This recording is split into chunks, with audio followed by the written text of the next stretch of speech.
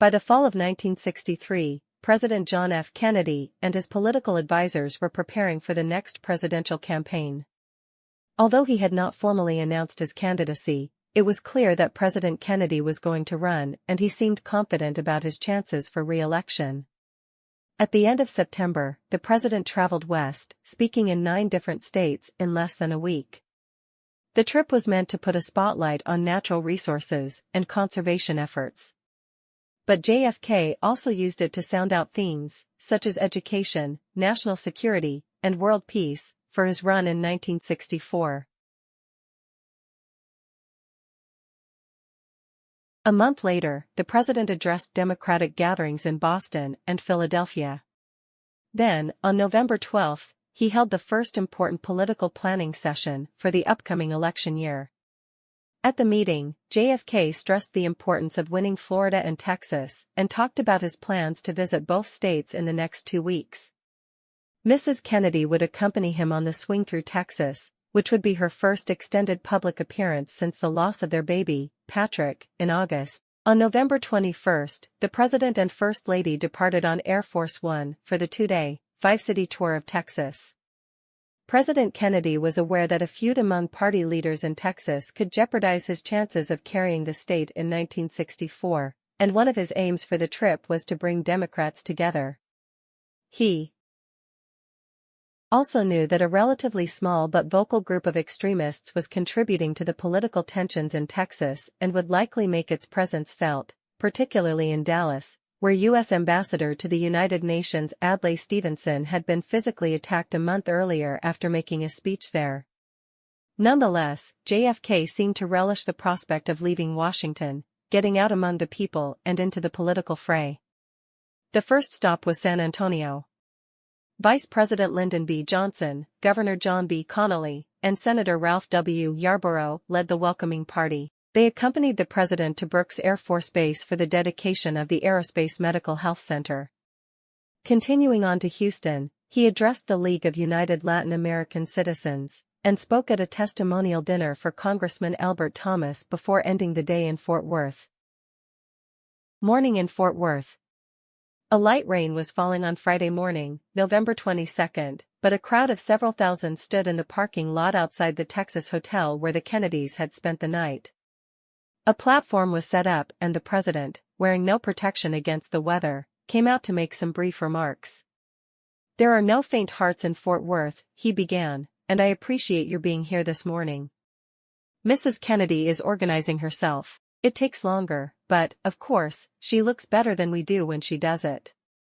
He went on to talk about the nation's need for being second to none in defense and in space, for continued growth in the economy and the willingness of citizens of the United States to assume the burdens of leadership. The warmth of the audience response was palpable as the president reached out to shake hands amidst a sea of smiling faces. Back inside the hotel, the president spoke at a breakfast of the Fort Worth Chamber of Commerce, focusing on military preparedness. "We are still the keystone in the Arch of Freedom," he said. "We will continue to do our duty, and the people of Texas will be in the lead." On to Dallas. The presidential party left the hotel and went by motorcade to Carswell Air Force Base for the 13-minute flight to Dallas. Arriving at Love Field, President and Mrs. Kennedy disembarked and immediately walked toward a fence where a crowd of well-wishers had gathered, and they spent several minutes shaking hands. The First Lady received a bouquet of red roses, which she brought with her to the waiting limousine. Governor John Connally and his wife, Nellie, were already seated in the open convertible as the Kennedys entered and sat behind them. Since it was no longer raining, the plastic bubble top had been left off. Vice President and Mrs. Johnson occupied another car in the motorcade.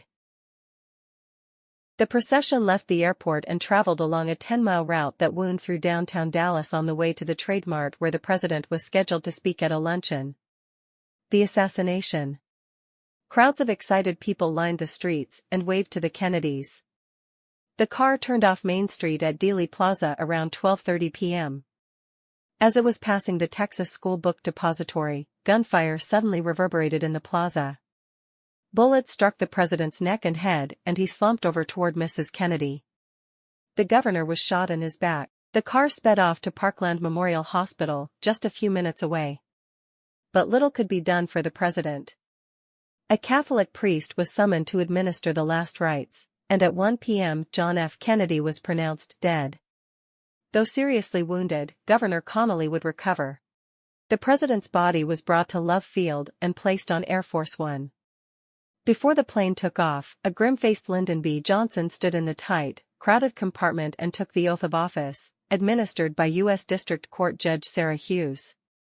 The brief ceremony took place at 2:38 p.m. Less than an hour earlier. Police had arrested Lee Harvey Oswald, a recently hired employee at the Texas School Book Depository. He was being held for the assassination of President Kennedy and the fatal shooting, shortly afterward, of Patrolman J.D. Tippit on a Dallas street. On Sunday morning, November 24, Oswald was scheduled to be transferred from police headquarters to the county jail. Viewers across America watching the live television coverage suddenly saw a man aim a pistol and fire at point-blank range. The assailant was identified as Jack Ruby, a local nightclub owner. Oswald died 2 hours later at Parkland Hospital. The president's funeral. That same day, President Kennedy's flag-draped casket was moved from the White House to the Capitol on a caisson drawn by 6 gray horses, accompanied by one riderless black horse. At Mrs. Kennedy's request, the cortege and other ceremonial details were modeled on the funeral of Abraham Lincoln. Crowds lined Pennsylvania Avenue, and many wept openly as the caisson passed. During the 21 hours that the president's body lay in state in the Capitol Rotunda, about 250,000 people filed by to pay their respects. On Monday, November 25, 1963, President Kennedy was laid to rest in Arlington National Cemetery. The funeral was attended by heads of state and representatives from more than 100 countries, with untold millions more watching on television.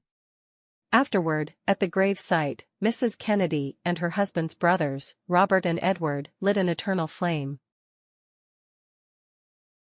Perhaps the most indelible images of the day were the salute to his father given by little John F. Kennedy Jr., whose 3rd birthday it was, daughter Caroline kneeling next to her mother at the president's bier, and the extraordinary grace and dignity shown by Jacqueline Kennedy. As people throughout the nation and the world struggled to make sense of a senseless act and to articulate their feelings about President Kennedy's life and legacy, many recalled these words from his inaugural address: "All this will not be finished in the first 100 days, nor in the first 1,000 days, nor in the life of this administration, nor even perhaps in our lifetime on this planet. But let us begin." After the assassination, Oswald returned home to retrieve a pistol. He shot and killed lone Dallas policeman J.D. Tippit shortly afterwards. Around 70 minutes after Kennedy and Connally were shot, Oswald was apprehended by the Dallas Police Department and charged under Texas state law with the murders of Kennedy and Tippit. 2 days later, at 11:21 a.m. on November 24, 1963, as live television cameras covered Oswald's being moved through the basement of Dallas Police Headquarters, he was fatally shot by Dallas nightclub operator Jack Ruby. Like Kennedy, Oswald was taken to Parkland Memorial Hospital, where he soon died. Ruby was convicted of Oswald's murder, though the decision was overturned on appeal, and Ruby died in prison in 1967 while awaiting a new trial. After the assassination, Oswald returned home to retrieve a pistol. He shot and killed lone Dallas policeman J.D. Tippit shortly afterwards. Around 70 minutes after Kennedy and Connally were shot, Oswald was apprehended by the Dallas Police Department and charged under Texas state law with the murders of Kennedy and Tippit. 2 days later, at 11:21 a.m. on November 24, 1963, as live television cameras covered Oswald's being moved through the basement of Dallas Police Headquarters, he was fatally shot by Dallas nightclub operator Jack Ruby. Like Kennedy, Oswald was taken to Parkland Memorial Hospital, where he soon died. Ruby was convicted of Oswald's murder, though the decision was overturned on appeal, and Ruby died in prison in 1967 while awaiting a new trial. Kennedy's assassination is still the subject of widespread debate and has spawned many conspiracy theories and alternative scenarios. Polls found that a vast majority of Americans believed there was a conspiracy. The assassination left a profound impact and was the first of 4 major assassinations during the 1960s in the United States, coming 2 years before the assassination of Malcolm X in 1965, and 5 years before the assassinations of Martin Luther King Jr. and Kennedy's brother Robert in 1968. Kennedy was the fourth U.S. president to be assassinated and is the most recent to have died in office.